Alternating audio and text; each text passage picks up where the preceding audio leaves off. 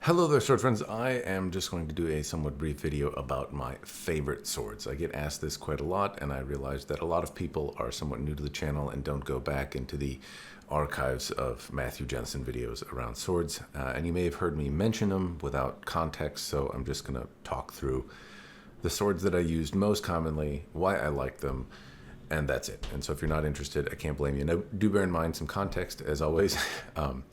Some of the swords that I like are because of the reasons that I use swords and my personal preferences. I study Japanese swordsmanship, I practice with them, so having a tool that suits that purpose is very much in line with why I use them and why I favor them, right? Because I'm not using them for survival purposes, camping purposes, home defense purposes. They are training tools and objects of my interest, but I don't use them for other things. So that colors why I like the things that I do, and they may not be the same for you. So anyway, that's some blah blah context. The first thing that I'm going to start out with is the sword that I probably use most lately for training, and this is an Evolution Blades Motohara. I can't remember the exact name of it. Honestly, they call it the Tencho. They have different geometry styles. This might be a medium cutter, but this particular blade is one that I use quite a bit for training because it has a big wide bohei in it, and it's very easy to get it to make a hasuji or the tachikaze, the wind sound. I can't remember exactly which one it is, but it's a very effective training tool. So, and I'm talking specifically about sharp swords here. I do have iaito, and I use those quite a bit as well. Anyway, it's about the size length I like, and it makes a very audible swishy sound when I swing it around. It also happens to be very sharp, and I can use it for cutting. So if I only want to bring one sword with me to class, I can use this for cutting. I can use it for iaito, and it's not the lightest sword for iaito, but it is very manageable. It also has the proportions that I like. So it's not the longest blade, but it's 29 and some change inches, and the handle's a little on the shorter side, which I happen to like. It has this nice swept kind of roko or hourglass figure. The thing I might complain about a little bit is on the kind of horn end cap. These ledges on here are somewhat aggressive to my soft little mid hands. So when I swing it around, I do feel it at the end of the class gouging into the palm of my hand, but the leather is very tight. It feels secure in the hand. If I misplace my hand and have it kind of off center, it's very easy to index. And I instantly feel connected to it. The leather isn't slippy, but it's not sticky, slimy, grippy either. But you can kind of maybe hear it in the microphone. Like it has a little bit of tackiness to it, so I feel connected. Anyway, this is my preferred training tool. It's what I use in class most of the time. In fairness, though, when I'm testing swords lately, I usually have a review sample that I'm working on, and I try to spend some months with a review sample, evaluating it, coming up with thoughts and opinions and blah, blah, blah. So I try to use those. So very rarely do I actually end up using my preferred sword, but this is the one that I use the most now, is this Motohara Evolution Blades L6 Tencho series sword, and it's a good all-around blade. It's a little bit more of a tool for iaito than tamashigiri. Not that it's bad at tamashigiri, but the audible swishy sound is why I bring it to class. As I'm doing kata, I can hear really effectively, very audibly. I do it in a pretty wide area, so the very loud noise helps me hear it, and therefore is good as a training tool, helps my instructor hear it, and therefore is good. I have swords that will make a sound but are quieter. And anyway, so again, all of the other features that you might like about the sword, the reason I use it is it's loud. It's it's made to my spec, but it also has those touches that Evolution Blades tends to put on that are in other ways good. And I've made reviews on the swords, but all of the little things around how it draws and sheathes, it slides into the scabbard like it's on rails. It's not particularly loud. There's no gaps or voids in the scabbard, so I don't end up like cutting into the scabbard once I've got it mostly in there. I don't rip the scabbard apart. It doesn't bind or anything like that. So if I'm trying to do quiet iaito, or my teacher is judging me or something like that, there's no raspiness. I'm not fighting against the tool to be quiet. When I draw, it also holds the scabbard or holds the blade in just the right spot. There's no, obviously I noted the little hot spot, so to speak, on the handle, which is baked into the design a little bit, I would say, but nothing else bites, grabs, hurts binds, winds, or is any other way uncomfortable. And all the little nuances about how things fit together while you're trying to practice are the way they're supposed to be. And that's why I like it as a tool. This one just happens to also be fit to my size. The next one that I probably use the most is another Evolution blades. It's the second piece that I own, and it is the light mat cutter. So all of the fit, finish, caliber, quality, very similar. It fits the saya well. The ito is tight. Now this one is silk ito, but again, very tight. It's not as grippy on my hands, but comfortable all the same. And if I know that I'm going to be doing or working on tamashigiri more than kata, I'll bring this. It's not as loud, so that's why I don't use it as much. It's very light as well, so if I'm doing cutting where I need to be very direct, I tend to bounce a lot in my kata, and if I have a light sword, it's a little easier for me to be precise. Anyway, it's a great tool, but it's not as loud. So it's light for iaido. If I'm doing that kind of stuff, I don't mind using this sword. It's very comfortable to use, and it's another example of one that does two things exceptionally well. It's very light for iaido practice. It's not very loud, so I can't hear it particularly well, but it's a balance and proportion that is very comfortable to use for hours and hours of practice. It's also an exceptional cutter. It's got a nice wide blade profile. It's a little on the light side, so you have to get momentum, maybe a different way. You can't rely on just the blade to move through the target for you, but it's sharp. It's got a nice profile. It's an excellent cutter, and it does both those things, I would say, exceptionally well. I tend to do more kata than tatami cutting lately, especially in class, so I don't use this one as much. It also took some damage some time ago when I was doing the review.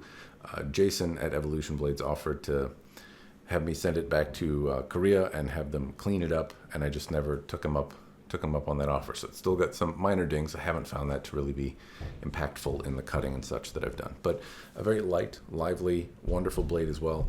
One that I also bring to class, especially if I know I'm going to be doing cutting and I don't have another review sample or something like that I'm trying to work on.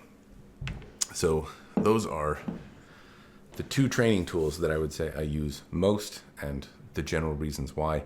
It's important to note that the fit, finish, build quality, all that kind of stuff are things that stand out on the Evolution blades. And as a practitioner of Japanese swordsmanship, trying to develop my skills in that area, the little nuances of fit and finish really help me in doing that. And so I think as a company, the examples that I've seen from them are really exceptional in that way. They're also no slouch in the other aspects of swords, but that's really something that stands apart from Evolution blades versus a Hanwei or some of the other examples. Even the other high-end swords like Citadel that have swords in a similar price range, the little nuances about how the sword draws and sheathes as a Japanese practitioner's tool, swordsmanship practitioner's tool, stand out as a little better on the Motahara examples from what I've seen. The last one is one that you hear me talk about, and it's just my favorite sword. And it's perhaps more sentimental than anything else, but it's my Hanwei bamboo mat that's been remounted and done up with lots and lots of swirly mitsudomes on it. So you hear me reference this sword quite a bit. It doesn't see as much use. It is neither particularly light to be used a lot for iaido. It doesn't have the same cutting profile, so it's not as excellent a tatami cutter. But I love it all the same. So even though it doesn't really suit my needs particularly well, I just have an infatuation with this sword that is beyond logic and reason. It is a heavier Hanwei bamboo mat, so when I say the Hanwei bamboo mat is my favorite, it is worth noting that this particular one started as a bamboo mat. It's a very early example. I bought it secondhand, and it's much heavier than the typical bamboo mat. In fairness, you will probably like the Hanwei bamboo mat that's sold today more than this heavier version. It's got a stout presence, which I don't know, just is one that I happen to like, but that I wouldn't necessarily appreciate in other swords. This one, I don't know, for some reason it strikes a chord with me. It always has, and so it's my favorite out of all the swords that I have. This is the one I like the most. If there was a fire, this is the one that I would grab. It's one that I've tried to replace. I haven't been able to, and I like it. It's been zazzed up. So this is the original Habaki. It was sent off to the Mystery Man in Black, and for a birthday present to myself, so to speak, I had it done up in some different fittings. The handle is relatively small and narrow. It's got Hypercafé fittings on it that were smaller, and the Mystery Man in Black was noting that he's less a fan of it because it's probably not going to be very durable. I found that to not be the case, though. It's held up extremely well. I've poured blood, sweat, and tears into this, and it's held up remarkably well. It's not without issues. It could use a sharpening. It's got some rattle that's happened over time, but yeah, it does all the other things well though too. I had a new scabbard made for it. It draws well, but with the metal Koiguchi area, it makes some funny noises if you're doing noto and scrape the scabbard. But it's quiet, it's nice, it doesn't really rattle, it has all of the things that you would expect from a custom sword, and it's totally not a good financial decision. The Hanwei bamboo mat, I spent well over the cost of a new Hanwei bamboo mat to have it done up in new clothes, but as it is, it's a very fun tool to train with. At least it fits in line with some of the Motohara now in terms of general fit quality. It lines up, it's easy to use, it doesn't rattle, the ito's tight. All of those little nuances have mostly been addressed, or at least as much as they can with the fittings that I chose. But it's still heavy and not as effective a cutter, just given the blade shape. That's just the way it is. But I happen to really like it, and it's got lots and lots of swirly mitsudomes on it. So that's why I tend to favor it. I guess stories behind it. I had the Hyper Cafe fittings that I bought in a set, and so there's a Fuchikashira Minuki, a Kojiri Kurikata. So there's a little swirly mitsudome on the Kurikata here, and it's done up in a Hondachi style. So you can see that's just the theme of the fittings. And then inlaid in here, or not inlaid, but stenciled around here are also gold Mitsudome themes. And I chose that because there's kind of a brass color on here. So gold was thematically what I chose to do. So this black and gold is the color scheme that's on here. Anyway, happen to really like the sword. I like the theme of it. I like the grip, and that's something that I haven't found on a lot of other swords. This is Fred Lohman Tsunami Ito. It's done in black, over black Samegawa. And it's very tight, and it's very hard, and there's even the Evolution Blades pieces aren't as tight Ito as this guy is, but it's had the luxury of blood, sweat, and tears poured into it to age it and maybe tighten it up over time. Anyway, I happen to really like it. I've always liked this sword. I have no regrets about editing it or customizing it, so to speak. But I don't use it as much as I used to because I usually am going to class when I'm bringing a training tool. For every now and again, though, I'll break this out and do a few rounds of kata or iaido in the backyard, but I don't bring it to class and stuff. Not generally, not anymore, because I'm always trying to use something a little louder or something that's going to be a better tatami cutter.